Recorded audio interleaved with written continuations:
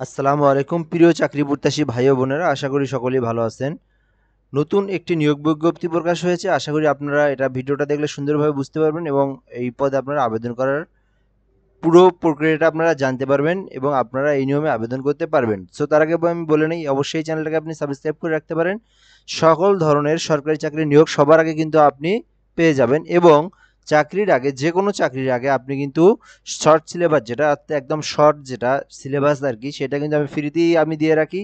তো এখান থেকে কিন্তু ভিডিও দেখে কিন্তু এই পিডিএফ বা আমার এই শর্ট সিলেবাসগুলো পড়ে কিন্তু ম্যাক্সিমাম যারা পরীক্ষা দেয় এগুলো দেখে তারা কিন্তু ম্যাক্সিমামগুলি কমন পায়, ঠিক আছে? তো ওই জন্য অবশ্যই আপনাকে চ্যানেলটা সাবস্ক্রাইব করে রাখতে হবে। আশা করি আপনার অনেক উপকারে আসবে।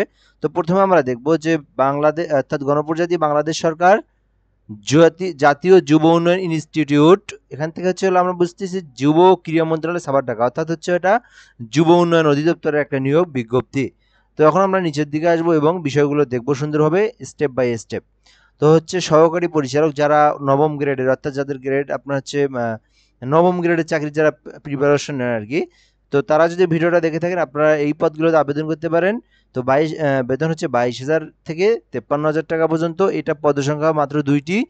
কোনো স্বীকৃতি বিশ্ববিদ্যালয় হইতে প্রথম শ্রেণী বা সমমান জিপিএতে স্নাতকোত্তর ডিগ্রি অথবা কোনো স্বীকৃতি বিশ্ববিদ্যালয় হইতে ন্যূনতম দ্বিতীয় শ্রেণী বা সমমানের জিপিএতে যে কোনো বিষয়ে স্নাতক ডিগ্রি সহ দ্বিতীয় শ্রেণী বা সমমানের সিজিপিএতে স্নাতক ডিগ্রি অথবা কোনো স্বীকৃতি বিশ্ববিদ্যালয় হইতে ন্যূনতম দ্বিতীয় শ্রেণী বা সমমানের জিপিএতে 4 বছরের মেয়াদে স্নাতক সমান ডিগ্রি। এই যে এই যোগ্যতাগুলো যার থাকবে সেই কিন্তু এই উপরের পদটাতে আবেদন করতে পারবে। এরপর আমরা দেখব যে ইন্সট্রাক্টর ফিশারিজ, তো এটা হচ্ছে হলো আপনার 10তম গ্রেড, 16,000 থেকে 38,000 টাকা বেতন স্কেল। এটা কিন্তু বেসিক বেতন স্কেল। তো এই পদে মাত্র একজন নিয়োগ দিবে। তো কোনো স্বীকৃতি বিশ্ববিদ্যালয় হয়তো ন্যূনতম দ্বিতীয় শ্রেণী সমমান জিপিএতে সংশ্লিষ্ট বিষয়ে স্নাতকোত্তর ডিগ্রি থাকতে হবে অবশ্যই। এবং দেখতে পারতেছেন যে কোনো স্বীকৃতি বিশ্ববিদ্যালয় হইতে ন্যূনতম দ্বিতীয় শ্রেণী বা সমমানের জিপিএতে সংশ্লিষ্ট বিষয়ে 4 বছরের মেয়াদি স্নাতক সমমান ডিগ্রি থাকতে হবে কিন্তু অবশ্যই। এবং কোনো স্বীকৃতি প্রতিষ্ঠান হইতে ন্যূনতম দ্বিতীয় শ্রেণী বা সমান জিপিএতে 4 বছরের মেয়াদ থাকতে হবে এবং সরকার কর্তৃক স্বীকৃত কোনো প্রতিষ্ঠান হইতে বেসিক কম্পিউটার কোর্স সম্পূর্ণ থাকতে হবে। তো বিষয়গুলো দেখে নেন আপনারা, যাদের গ্রেড আর কি কম গ্রেডে যারা আবেদন করেন, যাদের স্টাডি যাদের ভালো, তারাই কিন্তু এগুলোতে আবেদন করেন। তো এগুলো আপনারা দেখে নিয়েন, প্রয়োজনে পিডিএফটা আলাদাভাবে দেখে নিয়ে আপনারা এগুলো বুঝে তারপর আবেদনটা করিয়েন। এবার দেখবো আমরা ইনস্ট্রাক্টর কমিউনিকেটর ইংলিশ ল্যাঙ্গুয়েজ। তো যাদের ইংলিশ ল্যাঙ্গুয়েজ নিয়ে যারা পড়ালেখা করেন তারা কিন্তু আবেদন করতে পারেন। 10তম গ্রেড, একটি মাত্র পদ। তো কোনো স্বীকৃতি বিশ্ববিদ্যালয় হতে ন্যূনতম দ্বিতীয় শ্রেণী সমমান জিপিএতে ইংরেজি বিষয়ে টিচিং ইংলিশ টু স্পিকার্স, অর্থাৎ স্পিকার যেটা বোঝাচ্ছে এখানে, স্পিকার অফ আদার স্নাতক ডিগ্রি। তো ইংরেজিতে যাদের হচ্ছে হলো আপনার এই যে এই বিষয়টা আছে, যারা ইংরেজি ল্যাঙ্গুয়েজ নিয়ে টিচিং করছেন বা এখান থেকে যে এই যে ইএলটি যে যাদের হচ্ছে কোর্স করা আছে, তারা কিন্তু এগুলোতে আবেদন করতে পারবেন। এবং এখান থেকে ইংলিশ নিয়ে কিন্তু স্নাতক ডিগ্রিও থাকতে হবে। এবার আমরা দেখব খতে দেখবো আমরা কোনো স্বীকৃতি বিশ্ববিদ্যালয় হইতে ন্যূনত দ্বিতীয় শ্রেণী বা সমমান জিপিএতে ইংরেজি বিষয়ে for speakers of other languages, হ্যাঁ, ইএসওএল বিষয়ে 4 বছরের স্নাতক সমমান ডিগ্রি কিন্তু তাকে থাকতে হবে। কোনো শিক্ষা প্রতিষ্ঠানে ন্যূনতম দ্বিতীয় শ্রেণী বা সমান জিপিএতে মেয়াদী ডিপ্লোমা এবং সরকার কর্তৃক স্বীকৃত কোনো প্রতিষ্ঠানে বেসিক কম্পিউটার। তো বেসিক কম্পিউটার কিন্তু এগুলো আপনার থাকতে হবে, এই সার্টিফিকেটটাও কিন্তু থাকতে হবে। এবার আমরা দেখব যে ইনস্ট্রাক্টর আইসিটি। তো এই ইনস্ট্রাক্টর আইসিটি পদটাতে আপনারা দেখতে পারেন 10তম গ্রেড, একটি পদ। কোনো স্বীকৃতি বিশ্ববিদ্যালয় হতে ন্যূনতম দ্বিতীয় শ্রেণীর সমমান জিপিএতে সংশ্লিষ্ট বিষয়ে স্নাতক ডিগ্রি অথবা কোনো স্বীকৃতি বিশ্ববিদ্যালয় হতে ন্যূনতম দ্বিতীয় শ্রেণী বা সমমান জিপিএতে সংশ্লিষ্ট বিষয়ে 4 বছর মেয়াদী স্নাতক সমমান ডিগ্রি। কোনো স্বীকৃতি প্রতিষ্ঠান হইতে ন্যূনতম দ্বিতীয় শ্রেণী বা সমমান জিপিএতে 4 বছর মেয়াদী ডিপ্লোমা, সরকার কর্তৃক স্বীকৃতি কোনো প্রতিষ্ঠান হইতে বেসিক কম্পিউটার কোর্স থাকতে হবে। এখান থেকে আমরা দেখতে পাচ্ছি যে এবার হচ্ছে ইনস্ট্রাক্টর অটোমোবাইল। তো এগুলো আপনার সেম, এটা সেম। তো এটা 10ম গ্রেড।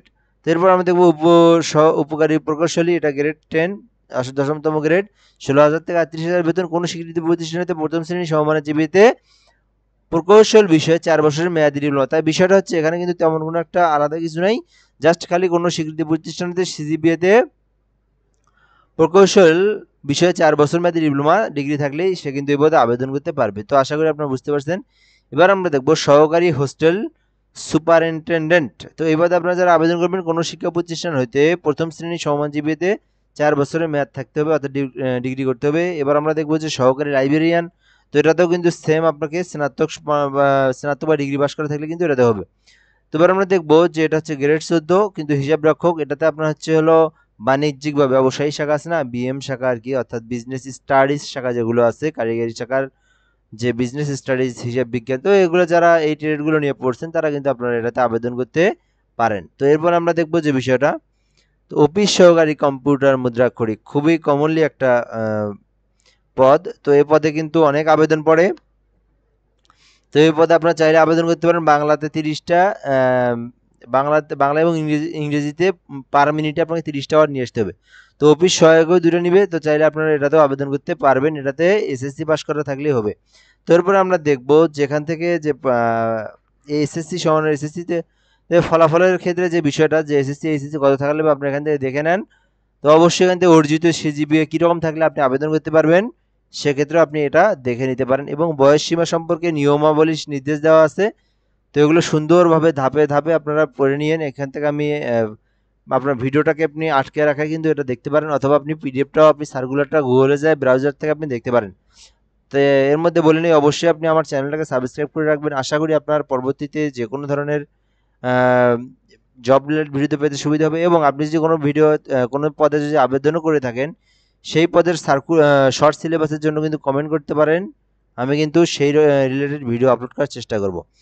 তো এখন আমরা দেখব অনলাইনে আবেদনের পূরণ সংক্রান্ত নিয়মাবলী। তো আপনি কিভাবে আবেদন করবেন, আপনার ফটোশপ যদি থাকে বা ল্যাপটপ থাকে, ফটোশপে আসার পরে ক্রপ টুলে যাবেন, ইমেজ একটা নিয়ে আসবেন, 300x300 পিক্সেলের ইমেজটা কেটে নেবেন, এবং যে আপনার সিগনেচার আছে এটা আপনি একটা মোবাইলে আপনি উঠায় নিয়ে করবেন, কম্পিউটারে নেবেন, নেওয়ার পরে আপনি এখান থেকে ফটোশপটা ওপেন করে 300x80 পিক্সেল অর্থাৎ হোয়াইট হাইট 380 পিক্সেল নিয়ে আপনি কিন্তু এটাও করতে পারবেন। এই বিষয়টা আমরা দেখলাম।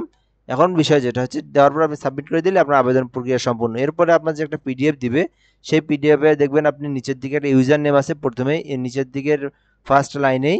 তো ওখান থেকে আপনার হচ্ছে ওইটা দিয়ে পেমেন্ট করতে হবে, পেমেন্টের নিয়মগুলো এখানে দেওয়াই আছে। তো এভাবে দিয়ে আপনারা কিন্তু এটাতে আবেদন করতে পারবেন। এবং পেমেন্টের যে ফিটাও কিন্তু আপনি এখান থেকে দেখতে পারবেন। 1 হতে 7 নং পদের জন্য আপনার হলো 200 টাকা, এবং চার্জ বাবদ আপনার এখানে 23 টাকা ধরা হয়েছে, এবং 223 টাকা। তো 8 হতে 10 নং পদের জন্য 112 টাকা, অর্থাৎ 112 টাকা কাটবে।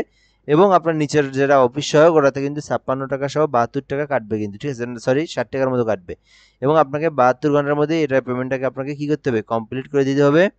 তো এ পর্যন্তই, এখানে আবেদনের প্রসেসটা দেওয়াই আছে, চাইলে আপনারা আবেদন করতে পারবেন। সো এ পর্যন্তই, নেক্সট ভিডিওতে দেখা হচ্ছে। অবশ্যই চ্যানেলটাকে আপনি সাবস্ক্রাইব রাখবেন। ধন্যবাদ, আসসালামু আলাইকুম।